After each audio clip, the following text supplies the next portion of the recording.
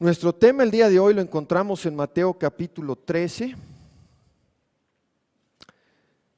Es un tema difícil,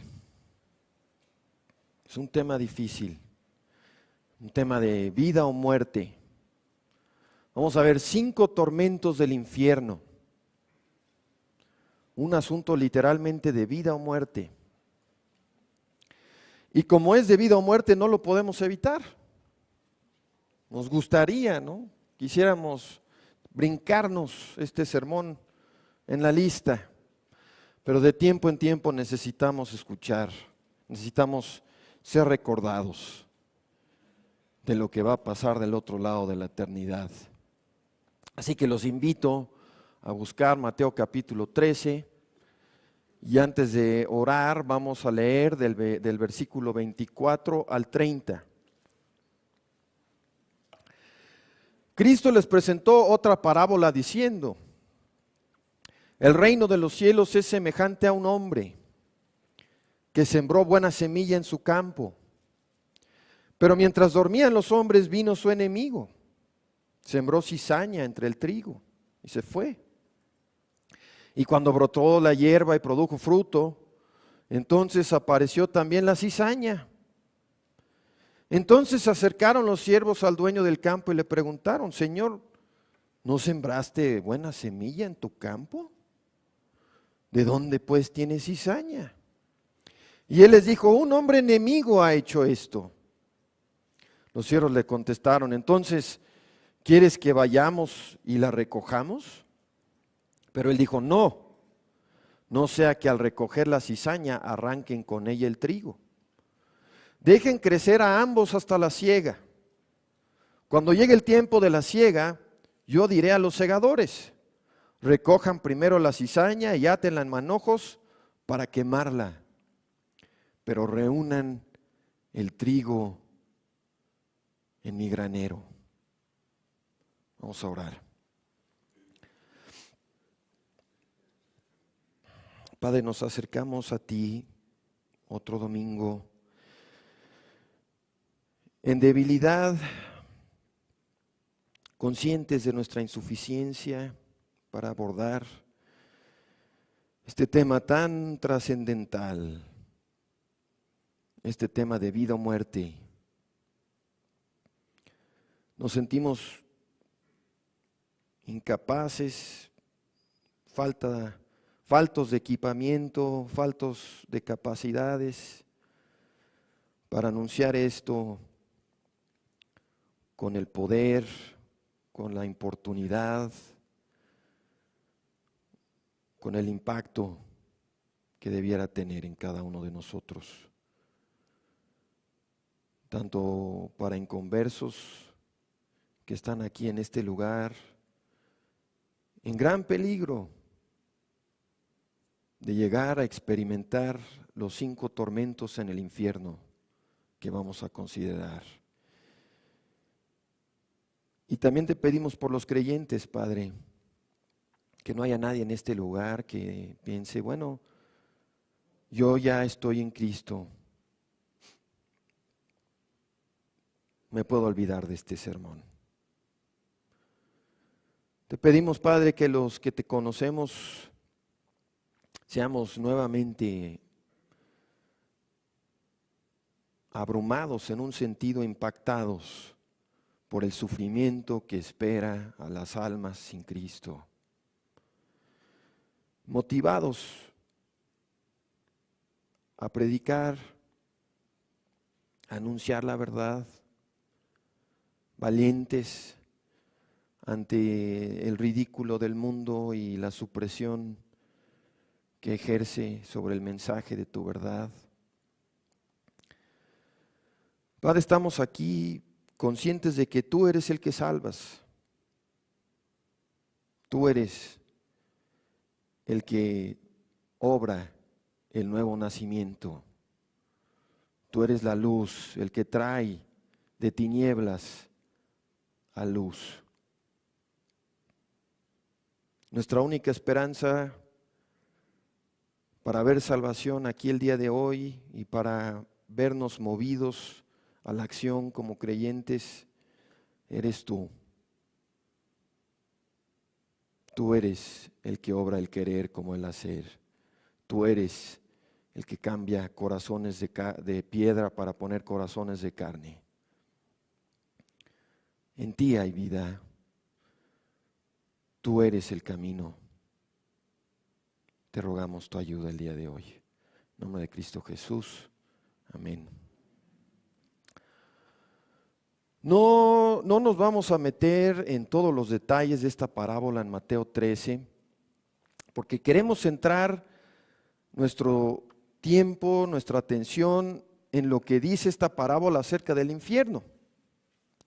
Sí vamos a ver el contexto porque nos ayuda para el mensaje, pero vamos a centrarnos específicamente en lo que dice acerca del infierno. Así que vamos a retomar donde estábamos ahí en Mateo capítulo 13, vamos a retomar desde el versículo 36, donde comienza la explicación que Cristo mismo da a sus discípulos. Mateo 13, 36 dice: una vez despedida la multitud, volvió a casa y sus discípulos se acercaron a él diciendo: explícanos la parábola de la cizaña del campo. Y él respondió: el que siembra la buena semilla es el Hijo del Hombre, o sea, él mismo. Ese es otro nombre para Cristo. El campo es el mundo. La buena semilla son los hijos del reino. Y la cizaña son los inconversos, los hijos del maligno. Entonces el campo es una gran ilustración de este mundo en la parábola. Y lo que queremos notar es que Cristo divide a todas las personas del mundo en solo dos grupos, solo dos categorías. Están los creyentes, que son la buena semilla, y están los inconversos, que son la cizaña. Ahora, cizaña es una palabra que se usa hoy día para referirte a discordia o conflicto. Hablamos de personas cizañosas, ¿no? Personas conflictivas. Pero en la agricultura es el nombre de una hierba tóxica. La cizaña es un tipo de hierba que se parece al trigo, pero no es comestible, no te puedes comer eso. Nunca podrías usar cizaña para hacer pan. Terminarías muy enfermo, ¿no? Y el problema cuando se llega a mezclar un campo de trigo con cizaña es que son plantas, al menos externamente, que se parecen muchísimo. De hecho, me metí a Google, ahí en imágenes de Google, no lo hagan ahorita, si tienen curiosidad háganlo en sus casas. Me metí al buscador ahí de imágenes de Google, donde pones ahí trigo y cizaña y luego te aparecen imágenes y te muestran las plantas. Y no es fácil diferenciarlos, se parecen mucho. Entonces, es un gran problema cuando se mezcla el trigo con cizaña en un campo. Versículo 39, Cristo sigue explicando. El enemigo que sembró la cizaña es el diablo. La siega es el fin del mundo. Y los segadores son los ángeles. De manera que como la cizaña es recogida y quemada en el fuego, así será el fin del mundo. Entonces, a resumidas cuentas, nuestra parábola es una gran ilustración de este mundo, de los dos tipos de personas que existen en el mundo y de qué va a pasar con todos los que no están en Cristo cuando termine este mundo. Este mundo es la antesala de un mundo eterno con solo dos destinos. El trigo y la cizaña, los creyentes y los inconversos, crecen juntos en este mundo. Vivimos pegados codo con codo unos con los otros en este mundo, pero viene un día en el que Dios va a mostrar su veredicto en cuanto a cada individuo. Nos explica en el versículo 41. El Hijo del Hombre, Cristo, enviará a sus ángeles y recogerán de su reino a todos los que causan tropiezos y a los que hacen maldad. Y los echarán en el horno de fuego. Allí habrá llanto y crujir de dientes. Entonces los justos resplandecerán como el sol en el reino de su Padre. El que tiene oídos para oír, oiga. Esa es una fórmula que usaba Cristo, ¿no? Si tú tienes oídos, tienes que oír esto. Tienes que hacer caso de esto. No puedes hacerte de la vista gorda sobre esto. Esto es de vida o muerte. Óyelo. Cristo nos dice que viene un día de ciega y ese día se va a separar lo bueno de lo malo. Dios va a separar a todos los que sirven de tropiezo y a todos los que hacen lo malo. Y nos dice cuál va a ser su destino, versículo 42. Los echarán en el horno de fuego. Ahí habrá llanto y crujir de dientes. Este es el versículo que nos interesa. Aquí nos vamos a estacionar el día de hoy. En la agricultura, a la hora de cosechar, no puedes permitir que se junte el trigo con la cizaña. Ni siquiera puedes dejar que se almacenen cerca el uno del otro, ¿no? Si tú tienes un granero, no podrías poner un montículo de cizaña y un montículo de trigo a un lado, ¿no? Y los que saben de eso, que hay algunos aquí, me lo confirmarán. Porque si sopla tantito el viento, ustedes lo han visto, cómo el viento levanta las cosas, las corrientes de aire, si sopla tantito, se van a volver a mezclar las semillas. Vas a tener el mismo problema. Tienes que quemar la cizaña. Tienes que deshacerte de la cizaña. Y Dios dice que eso es lo que va a hacer con todos los que mueren en sus pecados en este mundo.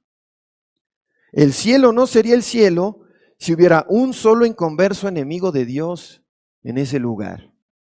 Se arruinaría todo con un solo que se colara. Así que Cristo va a separar a todas esas personas, las va a enviar a un lugar que se llama el infierno. Los echará al horno de fuego, donde habrá llanto y crujir de dientes. Entonces, con esa introducción llegamos a nuestro tema de esta tarde. Lo que vamos a considerar es en un sentido lo más solemne que pudiéramos considerar.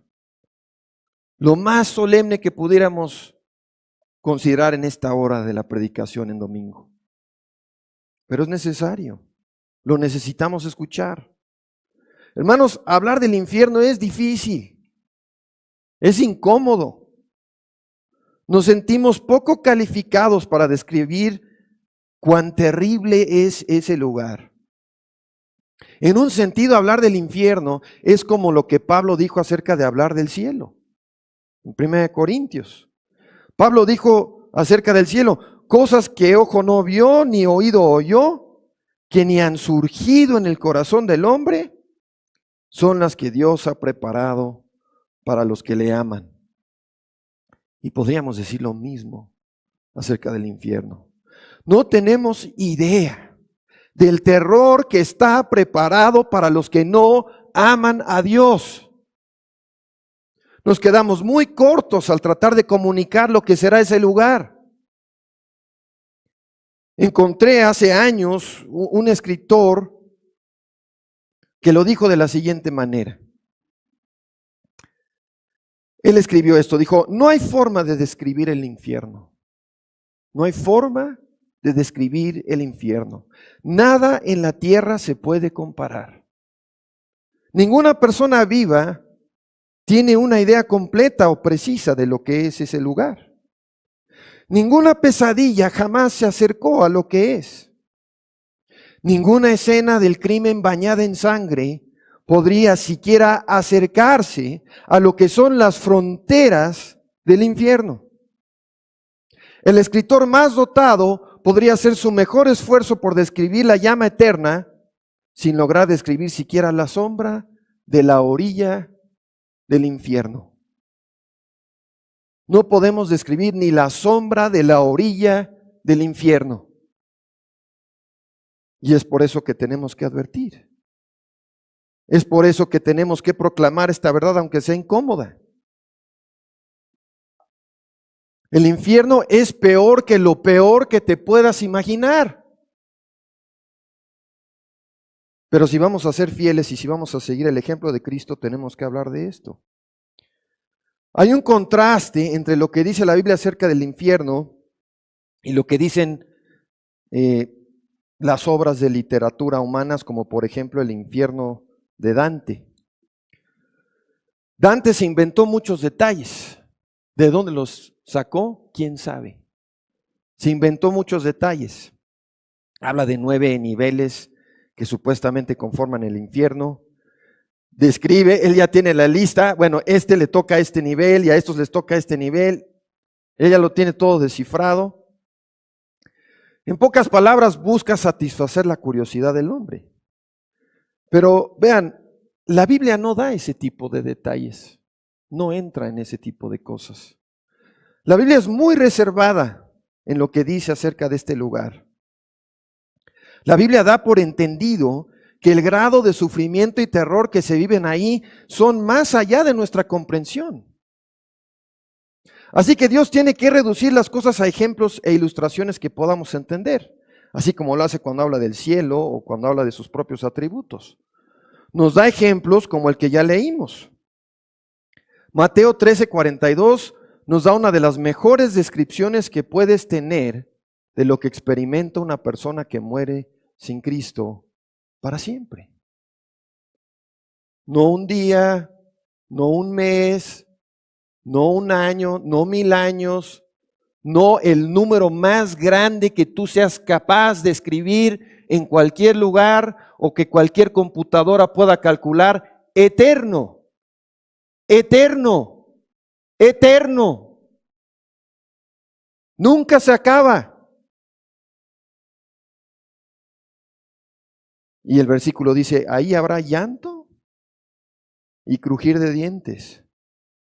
Ahora, la palabra griega que nos traducen al español como llanto en este versículo es la palabra klautmos. Su significado va más allá de solo llorar.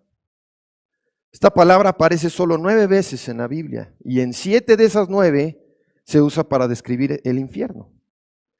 Y en una de las 2 que restan, se usa para describir el llanto que sonó en Rama cuando Herodes mató a todos los niños menores de 2 años en Belén en su intento de matar a Jesús. Esa es la palabra que se usa. Entonces, una forma de imaginar lo que son estos gritos y este llanto en el infierno es imaginarnos los gritos y el llanto de todas las madres y padres lamentándose por sus hijos cuando Herodes los mató.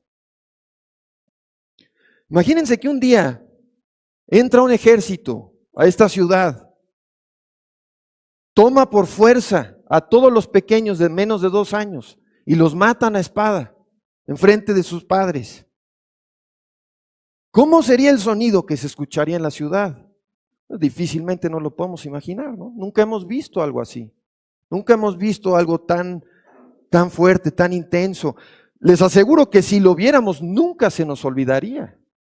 Nunca se nos olvidaría. Entonces, klautmos va más allá de llorar. La definición en estos diccionarios del griego que podemos consultar, la definición del diccionario dice, amarga aflicción que proviene de un sentido de desesperación total, acompañada de gritos y aullidos. Klautmos es estar tan desesperado que terminas en gritos y aullidos. La segunda cosa que Cristo menciona para describir el infierno es el crujir de dientes. En el griego es la palabra brigmos, y es otra palabra que se encuentra pocas veces en la Biblia, y en todos los casos se refiere a algo que hacen las almas en el infierno. Es otra consecuencia de la misma desesperación, otro resultado de la frustración total que experimentan las almas encerradas ahí. Viene de estar completamente sin esperanza, al grado de estar rechinando los dientes, destruyendo los dientes por la fuerza con los que los estás moliendo.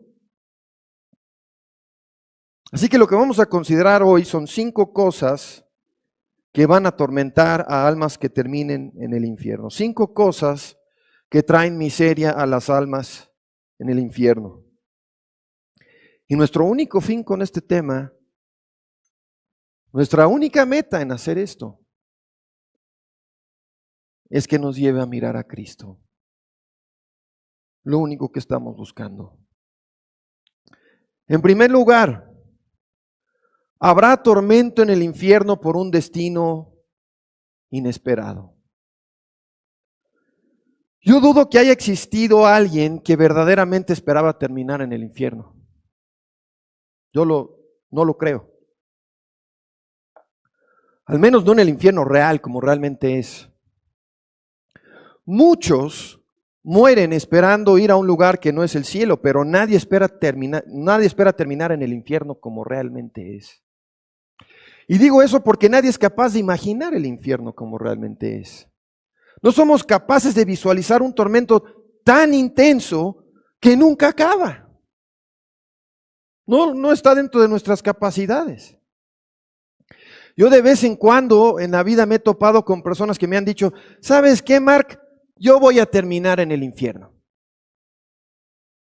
Si lo que tú dices es verdad, no, pues ya, de una vez sello mi boleto, ¿no? Yo voy a terminar en el infierno. Pero estoy seguro que quienes dicen cosas así no lo creen realmente, porque ni siquiera entienden lo que están diciendo. Todos hemos visto estas estrellas de rock que hasta componen canciones, que hablan de ir al infierno para divertirse, famosos que hablan del infierno como el lugar donde terminan todas las personas interesantes. Pero les puedo asegurar que ninguna de las almas que están en el infierno hoy se imaginaron en vida lo que están viviendo ahora. Yo no creo que ningún inconverso muera con un entendimiento real de lo que lo espera del otro lado, en un abrir y cerrar de ojos. Y por eso Cristo advirtió, estrecha es la puerta, angosto el camino que lleva a la vida, pocos son los que lo hallan. Millares de personas van a terminar en un lugar que nunca se esperaron. El que dijo que el infierno no existe, se va a sorprender cuando despierte ahí. La persona que dijo, yo soy igual de bueno que los hipócritas de la iglesia, se va a sorprender cuando termine el infierno con todos los hipócritas. Ahora sí va a estar con los hipócritas. Ahora sí va a estar reunido con todos los farsantes. Muchos así se excusan. No, es que yo no voy a la iglesia porque está llena de hipócritas. Sigue así. Y asegurarás una reunión eterna con todos los hipócritas. Los sacerdotes que enseñaron que sus ritos y sus ceremonias son camino de vida, camino de salvación, van a sorprenderse cuando despierten en el infierno con las personas que mal guiaron. El pastor que abrazó el evangelio de prosperidad y usó a sus feligreses para hacerse rico. El que enseñó que con solo pasar al frente y repetir una oración eres salvo. El que no predicó sobre la necesidad de arrepentirte y nacer de nuevo. Todos estos van a sorprenderse mucho cuando despierten en el infierno. La palabra dice, muchos dirán, Señor, Señor. Es decir, Señor, soy yo. ¿No me reconoces? Yo pasé la vida sirviéndote. Soy yo. Señor. Y Dios les va a contestar, apártense de mí, obradores de maldad. Tal vez lo más sorprendente en todo esto es que hay personas aquí, hoy, bajo el sonido de la palabra de Dios el día de hoy, escuchando esta advertencia, que van a terminar en el infierno. Estás aquí, persona que estás en Cristo, estás aquí escuchando lo que tú necesitas saber, el evangelio, el camino de salvación, y no vas a hacer caso. Vas a terminar en el infierno. Eso es lo más sorprendente. No te lo esperas. Te va a sorprender cuando pase. Pero así será. En el infierno habrán personas que estuvieron en iglesias verdaderas por años y años, nunca creyendo realmente lo que se predicaba domingo tras domingo. Así que ese es el primer tormento. Habrá mucho dolor, mucha miseria en el infierno por haber terminado en un destino inesperado. En segundo lugar, habrá mucho tormento en el infierno por haber desconocido tu condición real en esta vida. En el infierno hay muchas personas que vivieron autoengañadas todas sus vidas. Hoy el mundo en general considera el infierno como algo del mundo de fantasías, como de Disney. Lo ven casi como un cuento de hadas. Si tú predicas o hablas del infierno, te consideran alguien ignorante, loco o falto de amor. Increíblemente.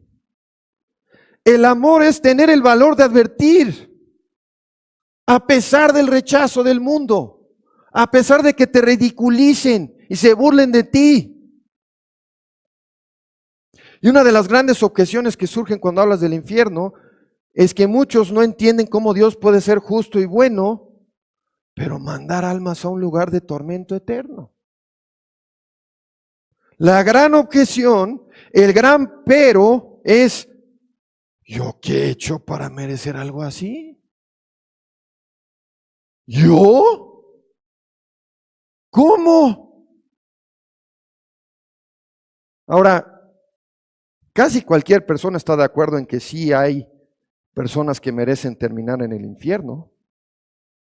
Muchas encuestas, eso se ha comprobado muchas veces. Hacen encuestas enormes, les preguntan, ¿hay alguien que deba terminar en el infierno? Sí. Sí, todos tienen su lista. Tienen su lista, por muy breve que sea, pero tienen su lista. Te van a decir, no, bueno, pensándolo bien, este sí merece el infierno. Pero, ¿yo? No, hombre, ¿cómo crees? ¿Yo qué he hecho para merecer el infierno? Y por eso habrá mucha miseria y tormento en el infierno de quienes nunca entendieron cuál era su condición real. Un pecado basta para mandarte al infierno. Un pecado no cubierto por la sangre de Cristo. Un pecado no perdonado. Basta. Y estas personas van a estar atormentadas por siglos, por los siglos de los siglos, pensando, ¿cómo no me di cuenta? Estuve 80 años sobre la faz de la tierra, 40, 50, el número que haya sido. ¿Cómo no me di cuenta? ¿Cómo pude pasar todos esos años sobre la faz de la tierra sin darme cuenta que no había nada real entre Dios y yo? Sin darme cuenta de mi verdadera condición. Leemos en Romanos 3:19. Sabemos que todo lo que la ley dice, lo dice a los que están bajo la ley, para que toda boca se cierre y todo el mundo quede bajo el juicio de Dios. Otras versiones traducen la última parte, para que todo el mundo quede culpable o condenado ante Dios. Una característica universal de la raza humana es que sabemos excusarnos. Sabemos poner peros. Pero esto, pero aquello, es que yo no sabía, es que yo no entendí. Todos hemos hecho eso. Lo has hecho tú, lo he hecho yo. Hasta Adán lo hizo. Cuando Adán pecó y Dios lo confrontó con su pecado, culpó al diablo, culpó a su esposa y hasta culpó a Dios por crear a su esposa. Culpó a todos y a todo menos a sí mismo. Y así lo mismo hacemos toda su descendencia hasta el día de hoy. La raza humana tiene la capacidad de ver las cosas como las quiere ver. Tiene la capacidad de autoengañarse y verse a sí mismo como quiere verse. Todos somos capaces de fabricar un mundo alterno, una mentira total y creérnosla. ¿Cuál es el punto? Dios dice que los hombres están bajo la ley aunque no se den cuenta, aunque se hayan vendido que no, aunque no lo quieran creer. También dice que el propósito de su ley es que toda boca se tape y todo el mundo quede culpable ante Dios. Si tú mueres sin Cristo, podrás morir haciendo excusas hasta tu último aliento. Podrás irte poniendo peros y pretextos. Pero cuando pases el tiempo a la eternidad, Dios te va a mostrar su ley, que estaba escrita en tu corazón. Te va a mostrar su ley, te va a mostrar con su ley, te va a demostrar que tú mereces las consecuencias de tu pecado. Y cuando haga eso, vas a quedar tan convencido que tu boca se va a cerrar. Ya no vas a, pero, no, nada. Tu boca se va a cerrar. Ya no vas a tener nada que decirle a Dios. Ya no vas a tener más argumentos, ya no vas a tener más pretextos. Nadie va a ir al infierno diciendo, no, esto no es justo. Nadie. Nadie. Dios te va a convencer de lo que dice su palabra. Su palabra dice, por cuanto todos pecaron y están destituidos de la gloria de Dios. Romanos 3:23.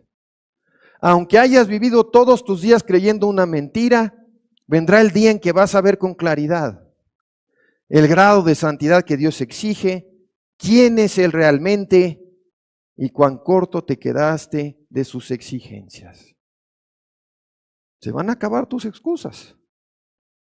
Y en ese momento tú mismo vas a consentir a tu condenación. Vas a estar convencido de que eso es lo justo. Que tú seas condenado es lo justo. Es lo que debe suceder contigo.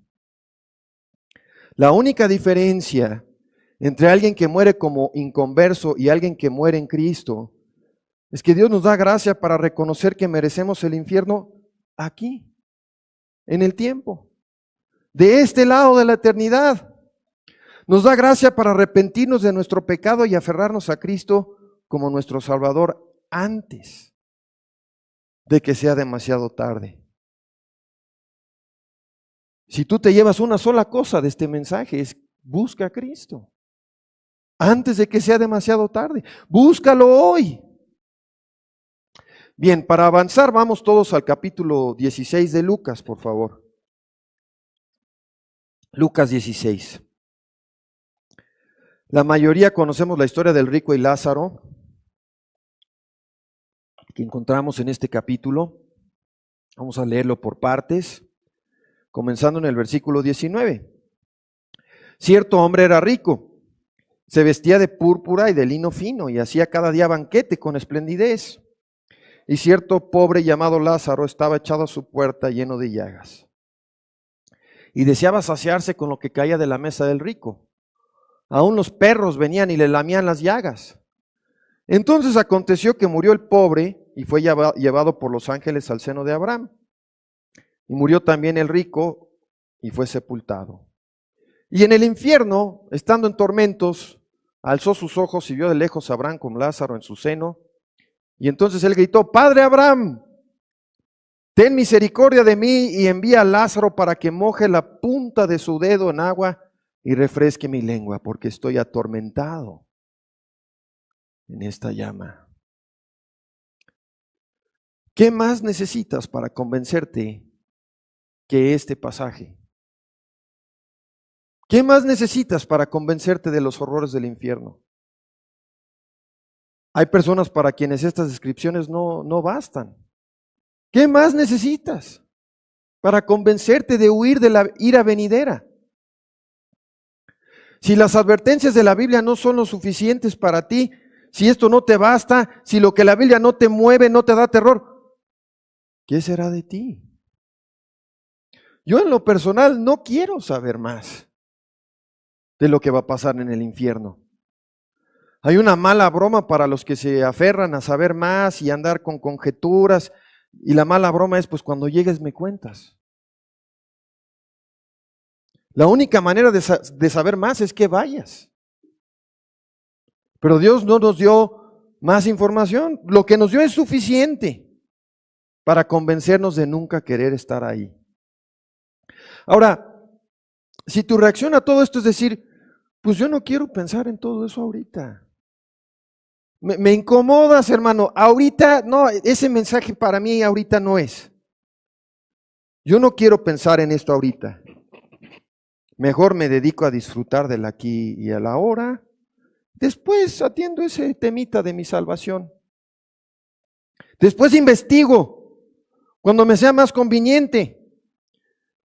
Si esa es tu reacción, te respondo con las palabras de Job y las palabras de Salomón. Job dijo, hombre nacido de mujer, es corto de días y hastiado de sinsabores.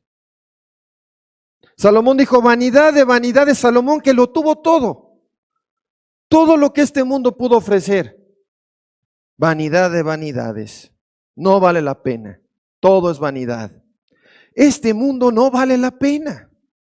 No vale vender tu alma y ser condenado eternamente.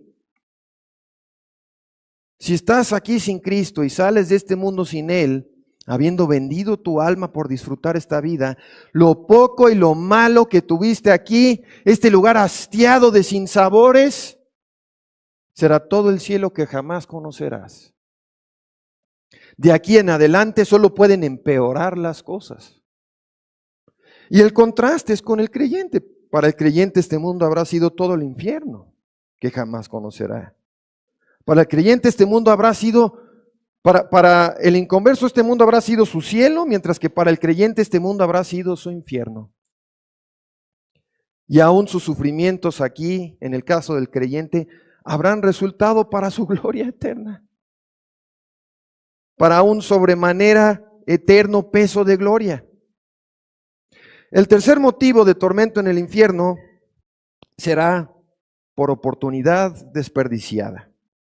Regresando aquí al capítulo 16 de Lucas, después de que el rico pide a Abraham que mande a Lázaro con una gota de agua, Abraham le responde, hijo, acuérdate que durante tu vida, en el versículo 25, acuérdate que durante tu vida recibiste tus bienes, y de igual manera Lázaro males. Pero ahora él es consolado aquí y tú eres atormentado. Ahora, para que nadie malinterprete esto no es algún tipo de garantía del cielo para los pobres y garantía del infierno para los ricos. Eso es muy fácil de refutar. Es Abraham, lo que está aquí en este versículo es Abraham recalcándole al rico que desperdició todo, que desperdició su oportunidad. Versículo 26. Además de todo esto, un gran abismo existe entre nosotros y ustedes, para que los que quieran pasar de aquí a ustedes no puedan, y de allá, ni de allá puedan cruzar para acá. Según la palabra de Dios, la única oportunidad que tienen los hombres para ser salvos es esta vida. La Biblia dice, hoy es el día de salvación. Cuando mueres, o vas directamente a la presencia de Dios o directamente al castigo. No hay forma de cambiar tu destino después de la muerte. Y cualquiera que diga lo contrario es un mentiroso, y la factura que Dios va a cobrar por ese tipo de mentiras ni nos la imaginamos. Hay religiones enteras. Todo el sistema de misa de los católicos, supuestamente estás comprando la salida del purgatorio de las almas. Mentiras despiadadas para robarle a la gente. Cualquiera que diga que después de tu muerte hay forma de cambiar tu destino es un mentiroso. No existen segundas oportunidades. Y por lo tanto habrá terrible tormento en el infierno por oportunidad desperdiciada. ¿Cuál es la oportunidad que Dios te da en esta vida de evitar esto? En el versículo 29, Abraham le dijo al rico, cuando pidió que se mandara a Lázaro de entre los muertos a advertir a sus hermanos, le contestó, tienen a Moisés y a los profetas, que les escuchen a ellos. Abraham le dijo al rico, tus hermanos tienen la Biblia, tienen este libro, tus hermanos.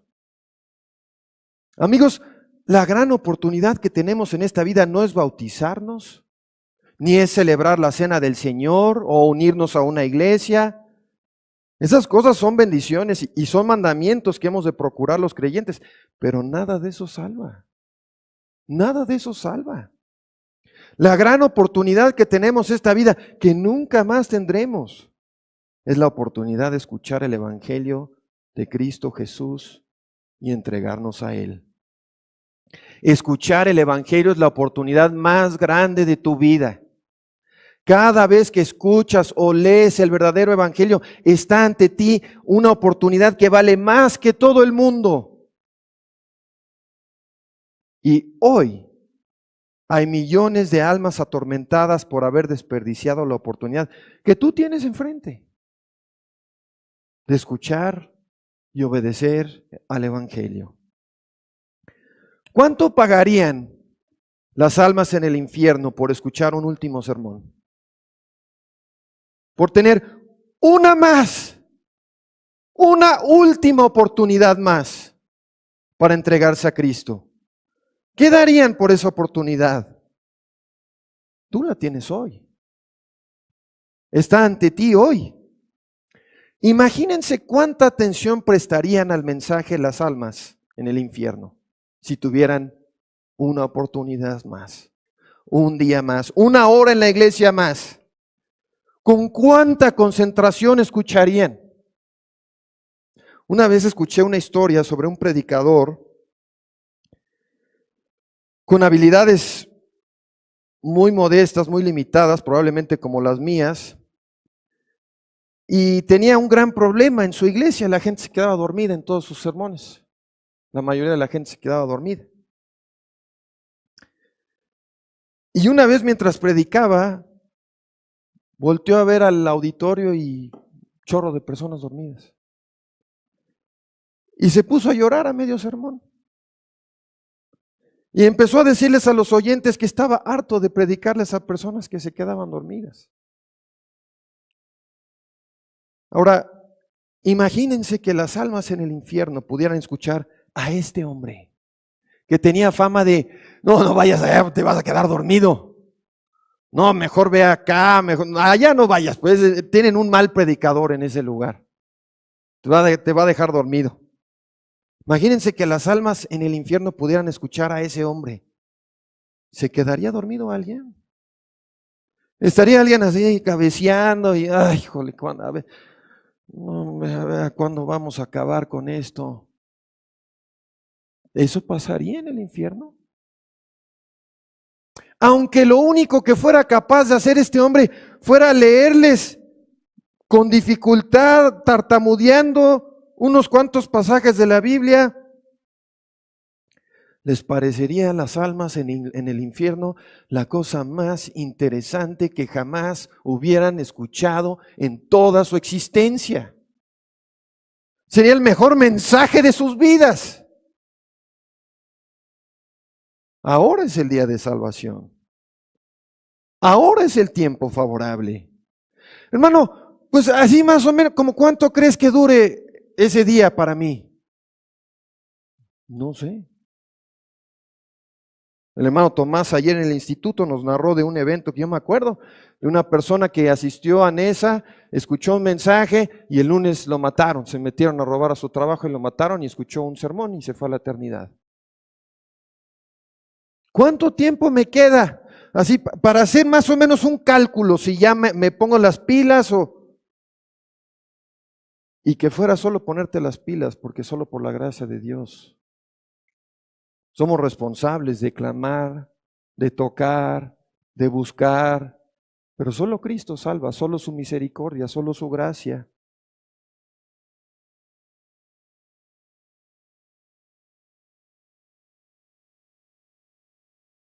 Tu día terminará. Una eternidad sin Cristo es una eternidad sin esperanza. El hombre no es capaz de enfrentarse a la ausencia de esperanza. Eso lo habrás comprobado en tu propia vida y se ve todos los días. Alguien pierde esperanza en el trabajo, se cambia de trabajo. Alguien pierde esperanza en su matrimonio, usted cambia de matrimonio, deja su matrimonio. El hombre no es capaz de vivir sin esperanza. El hombre no es capaz de soportar siquiera este mundo sin esperanza. ¿Qué harán las almas en el infierno? Si no me equivoco, hay un sermón famoso de Spurgeon que habla de que en las puertas del infierno está escrita la palabra o la frase, no hay esperanza. Ya no hay esperanza. Se acabó tu esperanza. Cuando alguien pierde toda esperanza en este mundo, ¿termina en el manicomio o termina suicidándose? La solución del mundo para las personas sin esperanza es medicarlas y mantenerlas funcionando de forma artificial, con drogas o con psicólogos, vendiéndoles una bola de mentiras, porque un hombre no es capaz de enfrentarse a la vida sin esperanza. Las personas que pierden la esperanza son el tipo de personas que se suicidan. El problema es que no hay suicidio en el infierno. No hay salida, no hay fin. Para las almas en el infierno habría sido mejor no haber nacido, nunca haber existido. Porque estar en el infierno es estar sin la más mínima esperanza. Y por eso hay crujir de dientes. Por eso el tormento es tan insoportable. Porque no hay esperanza en ese lugar. Y nunca va a cambiar. Nunca va a haber. En cuarto lugar, habrá tormento en el infierno por cosas que quedaron pendientes. Vamos a leer lo que estaba pensando el hombre rico en Lucas 16 otra vez.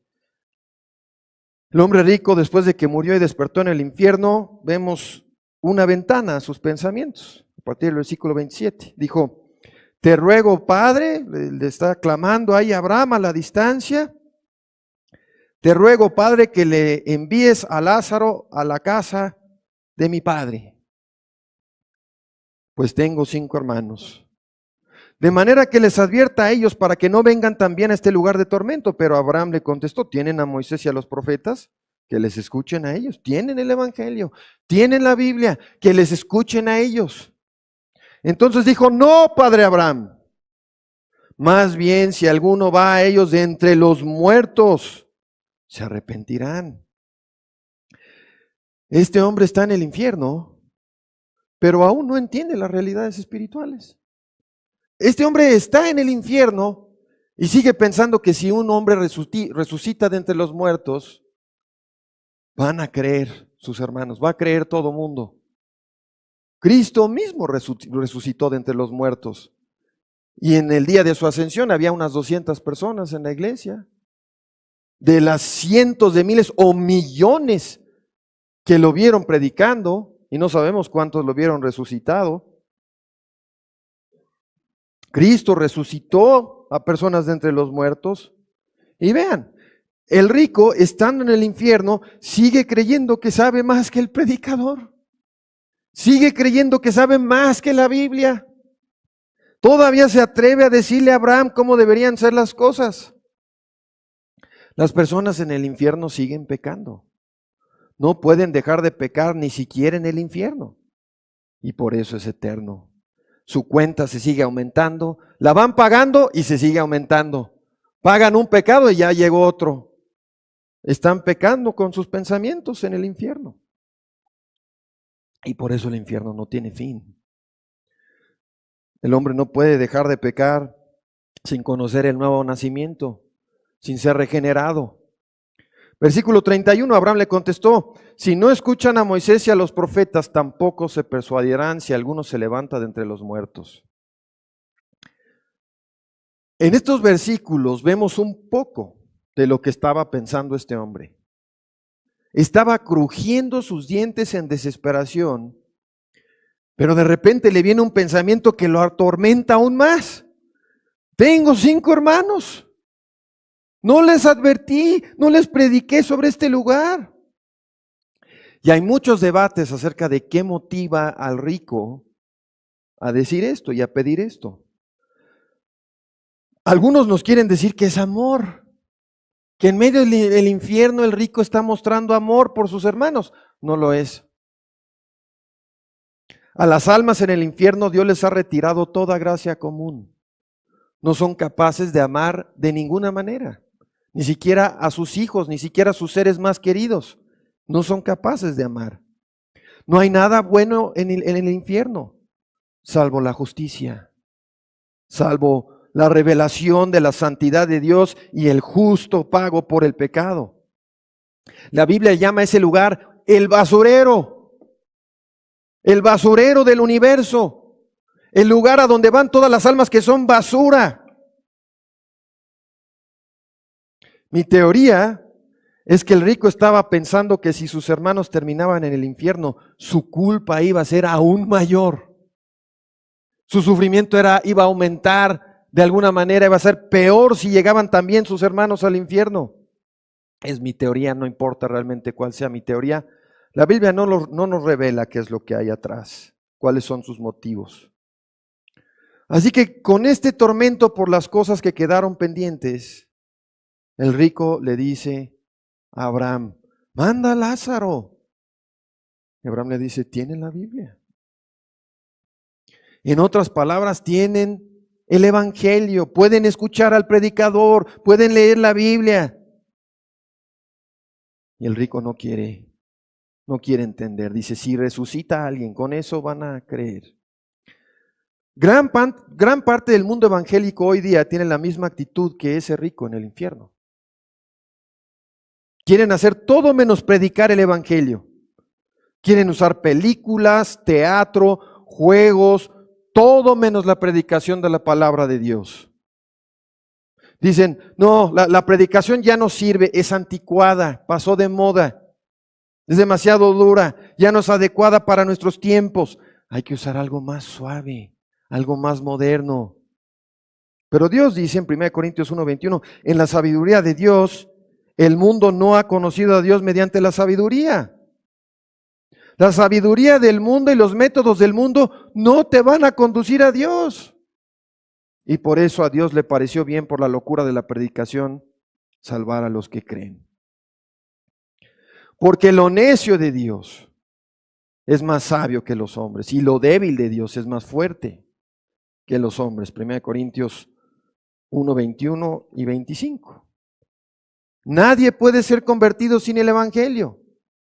Así que, si a ti te preocupa la salvación de alguien, hagas lo que hagas, predícale el Evangelio.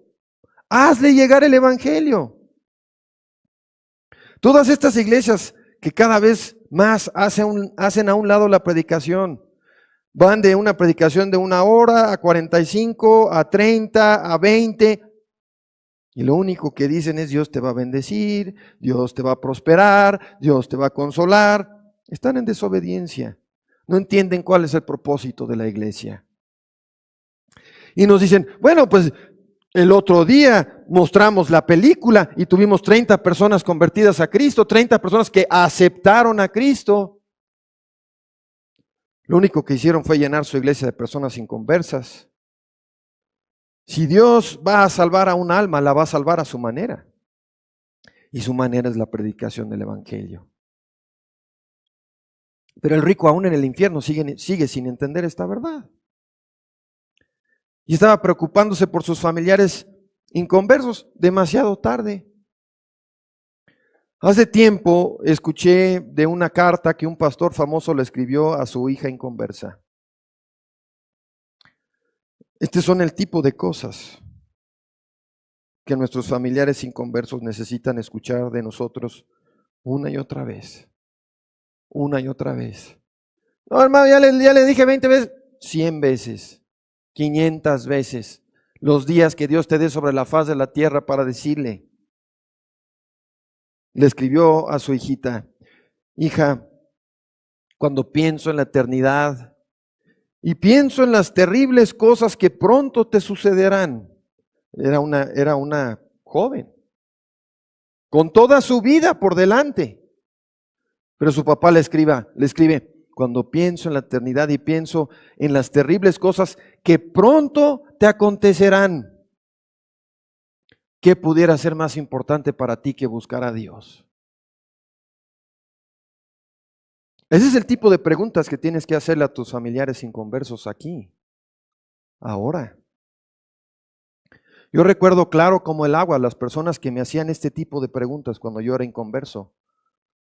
Le doy gracias a Dios que los puso en mi camino, que ellos tuvieron el amor de hacerme preguntas incómodas, preguntas difíciles. Me preguntaban cosas que yo no quería escuchar, cosas que no me gustaban, cosas que no me eran agradables. ¿Cómo está tu alma, Mark? Hola, ¿cómo estás? Bien. ¿Cómo está tu alma?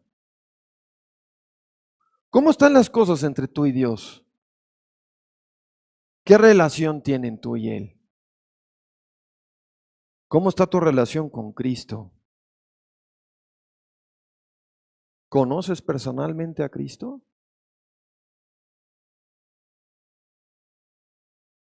Eran preguntas incómodas, preguntas difíciles de hacer, pero las hacían porque me amaban y porque entendían que ahora es el tiempo de advertir. ¿Qué pudiera ser más importante que advertir a tus seres queridos que buscan a Dios? ¿Amas a tus seres queridos?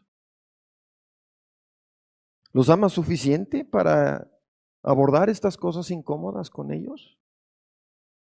¿Te cueste lo que te cueste? Las personas en el infierno también están pensando en aquellos que aún viven y aún están sin Cristo. En el infierno están pensando en sus familiares que aún viven y están sin Cristo. ¿Cuánto pensamos en eso nosotros? Esas personas en el infierno están deseando que tuvieran una última oportunidad para advertirles, motivados por lo que sea, pero están atormentados porque no dijeron lo que debían decir. Hay un pasaje en Isaías que está un versículo antes del famosísimo versículo que todos conocemos acerca de la palabra que no vuelve vacía, sino que cumple los propósitos de Dios. Es Isaías 55:11, ese versículo. Y el que está antes dice que la palabra de Dios da semilla al que siembra y pan al que come. Dios usa su palabra primero para salvarnos, es pan de vida. Pero una vez que somos salvos, se convierte en la semilla que andamos sembrando en otros. Da semilla al que siembra y pan al que come. Siendo salvos, queremos sembrar la semilla del Evangelio en otros. Dios obra así. Entonces, si a ti no te interesa la salvación de otras personas, lo más seguro es que tú no eres salvo. El creyente no espera hasta la eternidad para interesarse por la salvación de otros, como fue en el caso del rico. Se interesan por ellos ahora. Hay personas que dicen ser creyentes, pero que nunca se esfuerzan por compartir el Evangelio. Te comentan cosas como, híjole, ¿cómo me gustaría que mi ser querido fuera a la iglesia, que escuchara la palabra de Dios? Porque yo no sé qué decirles. Y la pregunta es, ¿cuántos años tienes aquí y no sabes qué decirles a tu familia inconversa? ¿Cuántos años? No, les regalo libros y ya no leen. Bueno, están los audiolibros, ya tenemos todo por gracia y caminando por Dios, la enfermedad. Ahí están los audiolibros colgados. ¿Los tienes a la mano? ¿Los estás usando? ¿Sabes qué dicen los libros? No, es que vine y le pregunté al pastor y me dijo que le regalara ese libro y se lo regalé. No sé qué dice el libro, pero yo se lo regalé. Y cuando te pregunten, oye, mira, lo estaba leyendo y en el capítulo tal, no entiendo qué dice. Déjale, pregunto al pastor. No, hermanos. Tal vez si vieras a tu ser querido en el infierno se te ocurriría algo que decirle. ¿Cuál es el punto de decirte, no, es que el hermano Mark vino ahora sí? Nos quería hacer pasarla mal. El punto de decirte esto es desanimarte. No, el propósito es animarte. El propósito es motivarte a no dejar pendiente compartir el evangelio con esas personas en tu lista. Y si estás pensando, híjole, pues ya como que ya pasó, he sido muy negligente en mi vida, la sugerencia para cambiarlo es seguir el ejemplo de Pablo. Pablo se propuso no saber nada entre su prójimo, entre las personas que lo rodeaban, sino a Jesucristo y a aquel crucificado. El rico estaba angustiado y lloraba en el infierno por las cosas que quedaron pendientes, por las cosas que no hizo, porque él hizo caso omiso del evangelio y porque él no advirtió a otros. Pero nosotros aún tenemos oportunidad de resolver estos asuntos pendientes. Tenemos la oportunidad de proponernos no saber nada entre nuestra familia, nada entre nuestros amigos, sino a Jesucristo y a aquel crucificado. Y este esfuerzo debe ser acompañado por un esfuerzo de vivir lo que compartes a los demás. Si vamos a decirles a otros que el infierno existe, tenemos que vivir como si existiera. Nuestro testimonio de vida debe mostrar que creemos las advertencias que damos. Si tú le hablas mucho a otros, pero luego el domingo nunca estás en la iglesia, vas cuando se te antoja, cuando es fácil, priorizas las cosas del mundo por encima de las cosas espirituales.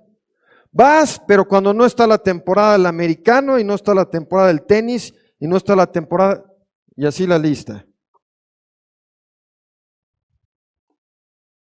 Tienes que vivir lo que adviertes.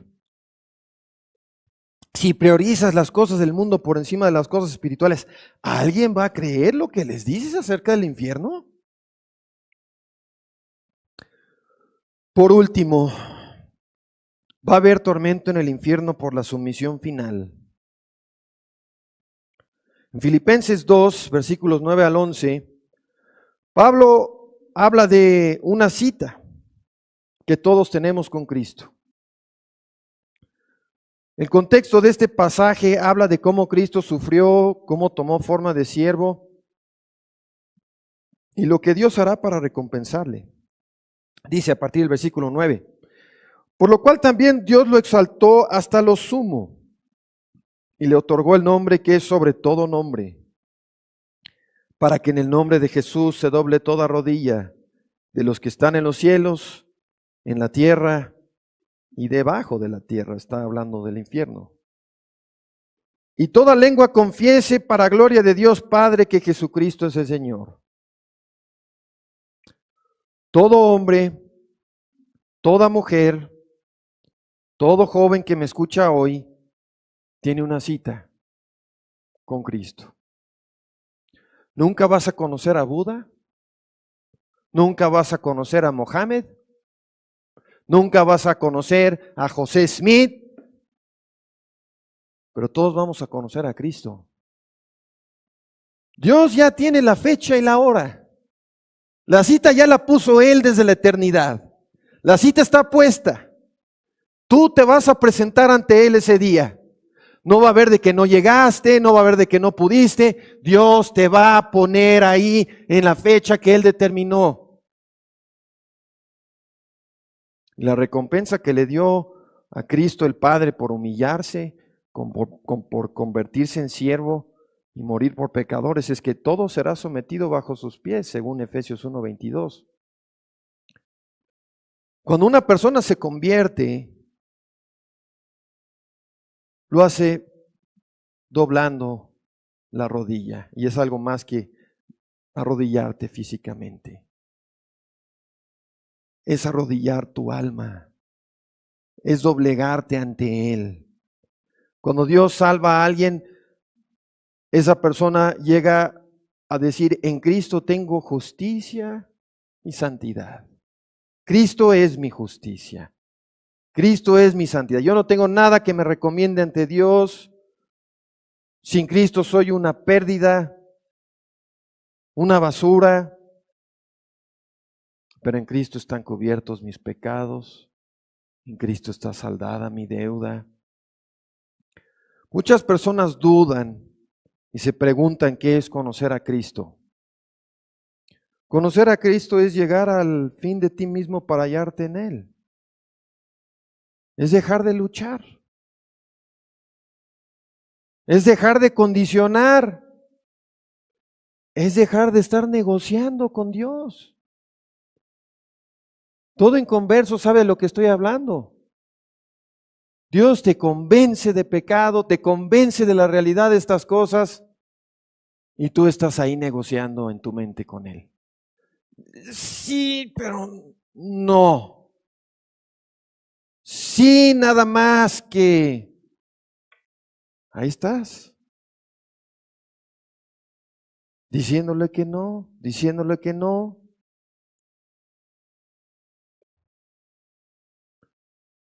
Es dejar de luchar, es dejar de condicionar, es dejar de negociar con Dios para entregarte sin condiciones. El diablo te va a decir, es que si te conviertes va a pasar esto, va a pasar esto. No importa. Me entrego sin reservas. Me arrepiento de mis pecados. Confío solo en la misericordia de Dios y el poder de Cristo para salvar. Hoy podría ser ese día. Hoy mismo, en este lugar, podrías hallarte verdaderamente con Cristo. Pero sea que lo conozcas ahora o lo conozcas después, todos vamos a conocer a Cristo. La única pregunta es si nos estará esperando con brazos abiertos o diciéndonos, apártate de mí, hacedor de maldad.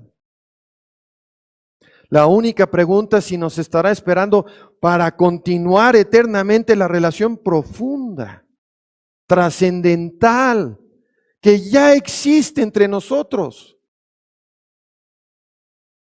La muerte será un abrir y cerrar de ojos para un aumento instantáneo, intenso, inimaginable de nuestra relación con Él. Aquí vemos solo a través del velo, solo oscuramente. Nuestras emociones muchas veces son tenues. Nuestro amor no es lo que quisiéramos que fuera. En un abrir y cerrar de ojos, la relación entre tú y Dios se va a volver la cosa más intensa, lo más poderoso en tu existencia, en tu percepción de todo. Si mueres en Cristo. Pero si no, hasta la bondad que Dios te dio en su gracia común, tanto amor, tanta paciencia, tantos buenos días, tantos días con sol y con lluvia, bienes terrenales, misericordia ante tu sufrimiento terrenal, socorro ante tantas cosas que te oprimían y te angustiaban, se va a acabar. Todo lo bueno se va a acabar. Va a ser retirado de ti para siempre el bien. Lo último que hará cada alma perdida antes de ser arrojada al infierno es doblar la rodilla ante Cristo en sumisión total. Ya no habrán pretextos. Tu boca será cerrada. Si llegas a la eternidad sin Cristo, lo último que harás es reconocer que Dios es perfectamente santo y perfectamente justo. Y aunque ya no podrás entregarte a Cristo para salvación, porque ya es demasiado tarde para ti, confesarás que Jesús es el Señor. Y habiendo hecho eso, saldrás de la presencia de Dios para siempre a las tinieblas de afuera, para vivir rodeado de tu llanto, de tu crujir de dientes y el de todos los demás que están en ese lugar, por habernos resuelto esta cita con Cristo cuando tenías oportunidad. Así que solo puedo recordarte para cerrar, las palabras de 2 Corintios 6:2, ahora es el tiempo favorable.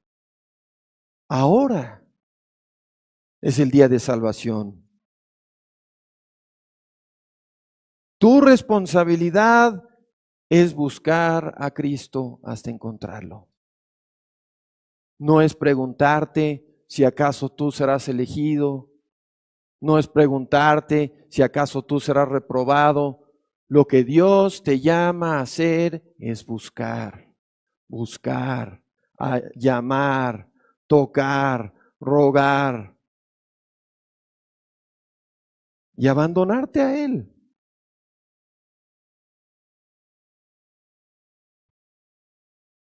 Dios tenga misericordia de ti y de todos nosotros. Vamos a orar.